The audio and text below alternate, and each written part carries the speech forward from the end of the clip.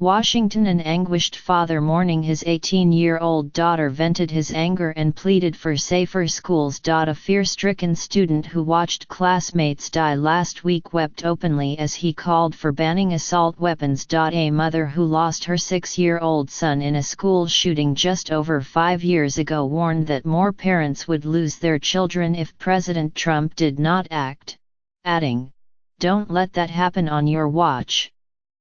One by one at the White House on Wednesday afternoon, survivors of school shootings and family members of victims shared their stories and their calls to action. The extraordinary public exchange with the president gave voice to an intensely emotional debate over how to respond to the latest gun massacre in an American school. A week after a gunman opened fire with an AR-15 style assault rifle at Marjory Stoneman Douglas High School in Parkland, FLA, killing 17 people and prompting a rash of student-driven lobbying for new gun restrictions, Mr. Trump met for more than an hour with grieving people in search of solutions. News cameras captured the unusual listening session, revealing an emotional give-and-take between a president and private citizens that is typically shielded from public view. Mr. Trump used the event to pitch his own ideas about how to prevent such debacles in the future, polling the group about whether they supported allowing teachers and other school employees to carry concealed weapons, an idea he said could have halted the carnage in Parkland. That coach was very brave, saved a lot of lives, I suspect, Mr. Trump said, apparently referring to Aaron Faze, a coach at Stoneman Douglas who reportedly died using his body as a shield to protect students. But if he had a firearm, he wouldn't have had to run, he would have shot and that would have been the end of it. Mr. Trump said he would press to strengthen background checks for people buying guns and press for enhanced mental health measures. We're going to go very strongly into age of purchase, he added, appearing to refer to a proposal to set an age threshold for buying certain weapons, including the AR-15. But in a session that began as a subdued conversation and sometimes descended into tears and shouting, policy proposals were overshadowed by raw expressions of fear, anger, and sorrow. We're here because my daughter has no voice. She was murdered last week, and she was taken from us, shot 9 times, said Andrew Pollock, whose daughter Meadow was one of the 17 killed in Parkland.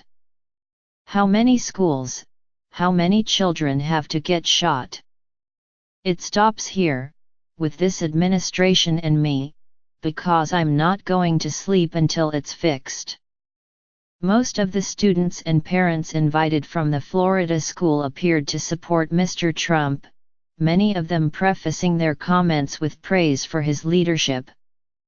But even fans of the president vented anger and desperation, laying the challenge of responding to the tragedy at his feet. It should have been one school shooting, and we should have fixed it, and I'm pissed, said Mr. Pollock, the only parent of a child killed in Parkland who was at the session, raising his voice as he looked at Mr. Trump.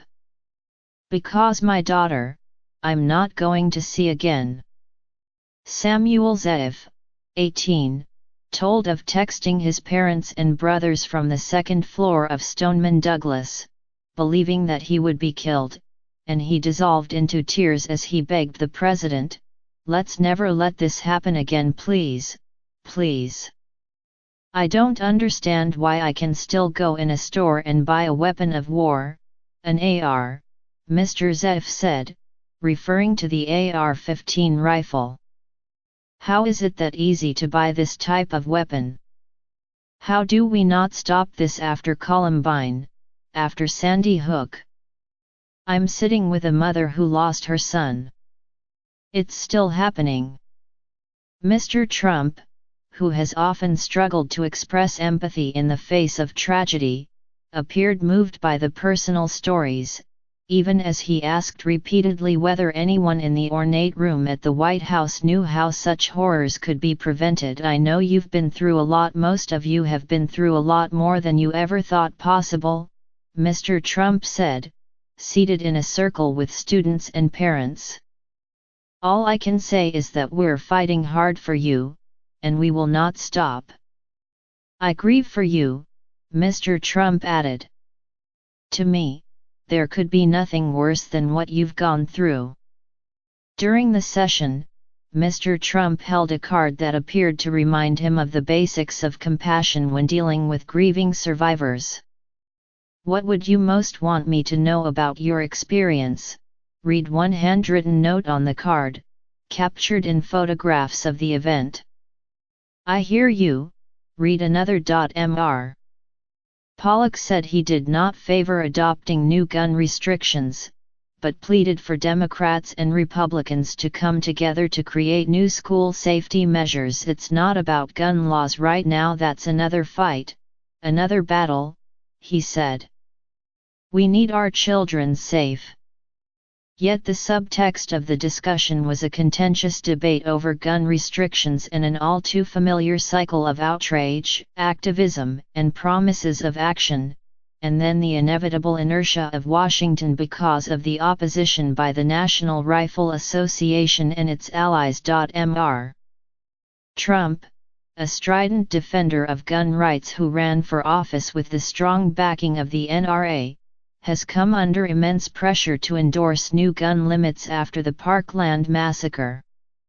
The mass shooting has prompted a wave of youth activism that has reverberated from South Florida to Washington, where hundreds of students gathered outside the White House gates on Wednesday before the listening session, chanting, "Enough is enough," and "Hands up. Don't shoot." Mark Barden, who lost his 7-year-old son Daniel at Sandy Hook Elementary School in Newtown, Conn, in 2012, said it was futile to believe Congress would act on new policies. "We tried this legislative approach," said Mr. Barden, a founder and managing director of Sandy Hook Promise, a nonprofit advocacy group created after the massacre. "I've been in this building before many times, wringing our hands, pleading with legislators, what can we do? Until we finally said we have to go home and do this ourselves." He and Nicole Hockley, who lost her 6-year-old son Dylan at Sandy Hook, pressed Mr. Trump to consider prevention programs that train schools and educators to identify students in crisis and intervene before they attempt to harm themselves or others rather than arm them with a firearm. Ms. Hockley said of teachers, "I would rather arm them with the knowledge of how to prevent these acts from happening in the first place."